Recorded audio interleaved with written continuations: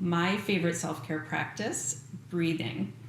So breathing is just such a powerful tool for healing, and we don't realize that we have the power of our breath to use as a healing tool. We have this amazing inner pharmacy, and using our breath as a healing tool is very transformational, and it really helps to heal, again, mind, body, and connect us to spirit. Self-care is really about becoming more self-aware, so really connecting to ourselves and our spirit. It also helps to calm the mind. So the benefits of breathing are immediate, and you'll notice that when we do some breathing together, you'll instantly feel there's a calming effect in the mind. There's also a relaxation in the body. When we take some deep breaths, the body actually relaxes. We go into what we call the relaxation response. And when that happens, that angst, that anxiety that's using up a lot of our energy, it subsides, and we actually feel more energy, which I know is something that people are really needing right now with this stress. I don't think there's anyone with all the changes going on that can say they're not feeling some sort of stress right now. And I know I'm seeing patients every week and teaching them these breathing techniques, this very simple breath technique that I'm going to show you today. And you will immediately notice that you're feeling a little more energetic.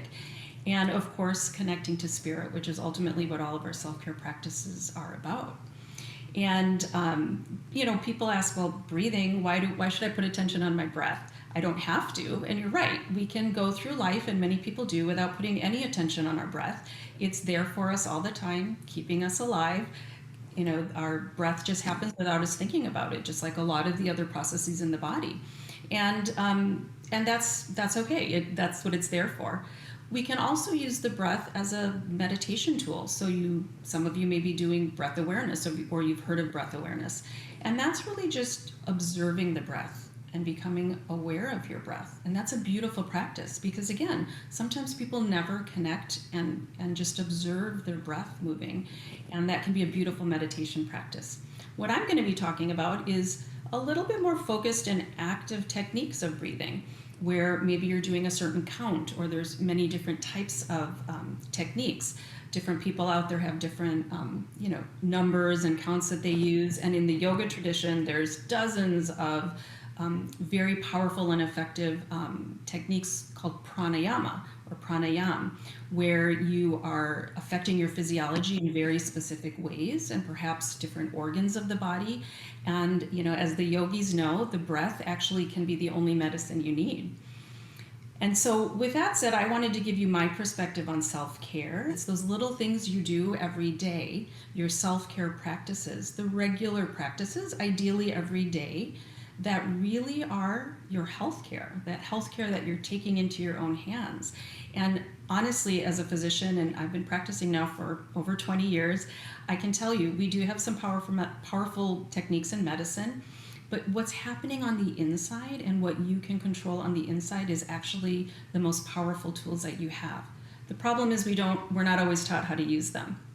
So I'm going to walk you through just a very, very simple breathing technique, and literally only doing 10 minutes of this a day, because sometimes people think I don't have time for my self-care to take care of myself. But just doing 10 minutes a day, and that's how I started when I first started learning about the power of the breath. 5 minutes in the morning, just as soon as you wake up, 5 minutes at the end of your day.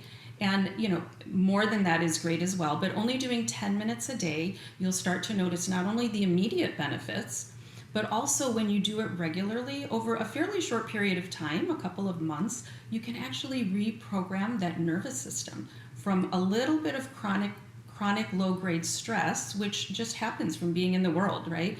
It can be our daily experiences, like driving in traffic, or having a little bit of a difficult conversation with someone, or getting ready for a meeting, or speaking. So we activate that stress response in the body. And what happens if we don't turn that down or turn it off by activating the relaxation response in our body that we also have access to through our breath, then we just go through life in a little bit of chronic low-grade stress. And then again, like right now, more stress and changes in the world, and we if we're already coming from a place of chronic low-grade stress, we can really become overactivated.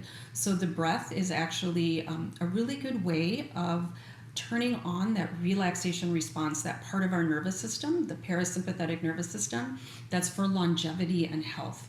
And when we do that, we reduce the effects of chronic stress over time. So 10 minutes a day is all you need, and you can sustain the benefits of your practice over time. And I just wanted to share with you as well that the technique I'm going to show you, just slow rhythmic belly breathing. So just slowing the breath down from what we normally, our normal breath rate during activity. So slowing the breathing rate down to about 5 to 7 breaths a minute. And for comparison, normally when we're in activity, we need a little bit more of breath rate. So we're breathing around 12 to 20. But when we calm our breath rate down to 5 to 7 breaths a minute, then we're again activating this healing response in our body. And what we see is long-term health. So that's why, again, especially breathing as a self-care practice is really for your healthcare. And I taught these techniques. I teach them to patients all the time. I have been for many years. And I taught both of my kids in their teenage years. And I was texting my daughter earlier this week, sharing with her that I was going to have this session with you and talk about breathing and sharing some breathing with you. And she texted me back, and I quote, "Breathing techniques are one of the best things that you've ever taught me."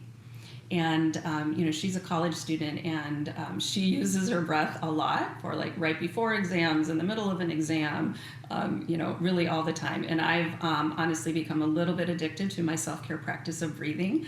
I try to bring my attention to my breath all the time. And again, using it, just slowing it down, slowing that breath down, just gives you that instant presence. You're in present moment. It instantly calms the mind, instantly relaxes the body. So again, my favorite self-care practice. So before we start breathing together, I wanted to explain to you some of the benefits of breathing, because as a physician, I've noticed that when people have information and they understand something and all the benefits, and you may be surprised by some of the benefits beyond just bringing oxygen into the body, when people understand what's happening, they're more likely to continue the practice. And also, I want to give you some sense of what's happening within your body when you do this, when you're doing the slow rhythmic breathing. And if you can visualize that and kind of envision what's happening in your body when you're doing this breath, that's a practice called interoception, where you're becoming aware of your internal environment, right? Most of the time we're aware of our external environment, what's happening around us. But when we bring our awareness inside, we're actually activating this amazing healing power that we have within. So I really like to give people information as well as the experience of breathing. So again, as I mentioned, the nervous system, it's a really, probably one of the biggest benefits of breathing is balancing that nervous system. As I mentioned, when we're in chronic low-grade stress from our day-to-day activities, we're a little bit over-aroused all the time. We're a little bit activated. And I give this analogy to patients a lot. It's like a light switch. When we turn on our light switch, the light bulb goes on, right? And until we turn it off, that light bulb will stay on. And over time, if you're not turning it off, it drains energy, right? Just like us, this chronic low-grade stress, it takes energy. Or it will burn out, the light bulb, right? And we do. So, and again, sometimes it takes years of being in this chronic low-grade stress. So breathing and doing some slow rhythmic breathing is like our turn-off switch. So just like we would turn off the lights, we need to turn ourselves off as well. So this balance of the nervous system, very important, and it's modulated through this nerve. Deepak talks about this a lot, the vagus nerve that comes out of our brain, travels down through the chest. So, lungs have a big impact on that nerve and down into the belly. And again, this nerve is coming from the brain, and there's some signals going down into the body telling it what to do. But most of the communication is actually coming from the body to the brain. So what is happening in the body is sending signals to the brain about, what hormones to start secreting and what to tell the body what to do. And so when we're breathing slowly and rhythmically, we're telling the brain, hey, everything's okay. We can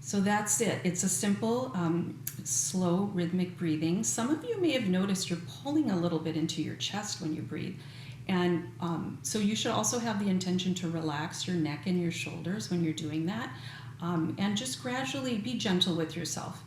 If you're feeling a little lightheaded or straining, just take a pause and just restart again. And believe me, over time, as you start doing this, you'll notice that it becomes easier and easier, and your body will automatically go into this slow rhythmic breathing. And I started doing this again as soon as I woke up in the morning, trained myself to, what's my breath doing? And I would do my 5 minutes of breathing just laying in bed before I even got up and did my meditation and did my daily routine. So try doing that. Also try doing 5 minutes before bed, because when you calm your nervous system before you go to sleep, then you'll have better deep sleep. And of course, you'll feel more energy. Memory is better because that's when we consolidate memory and deep sleep. So many advantages to such a simple breathing technique, 10 minutes a day. And if you want to level up the technique just a little bit, once you get comfortable with that breath rate, that nice slow breath rate, inhaling 5, exhaling 5, bring in the intention of some emotion that you'd like to feel in your whole body. Love, peace, gratitude. So when you inhale, imagine that filling your heart and your belly when you breathe with gratitude, peace. I'm going to use peace. So let's try that right now. Just pick an emotion that you'd like to, again, infuse in every cell of your body. And when you inhale, just think it and imagine it right here in your chest. And then exhale and imagine it's moving outward and you're spreading that peace, love, joy to everyone around you. It's a really, really good way to add even more healing to everyone around you when you do your breathing every day. So there's so much more I could say about the breath. Again, it's my very favorite self-care practice. You can do it anytime, anywhere, any room of the house, eyes open, eyes closed, laying down, sitting, standing. It's a great technique to do as a regular self-care practice. Namaste.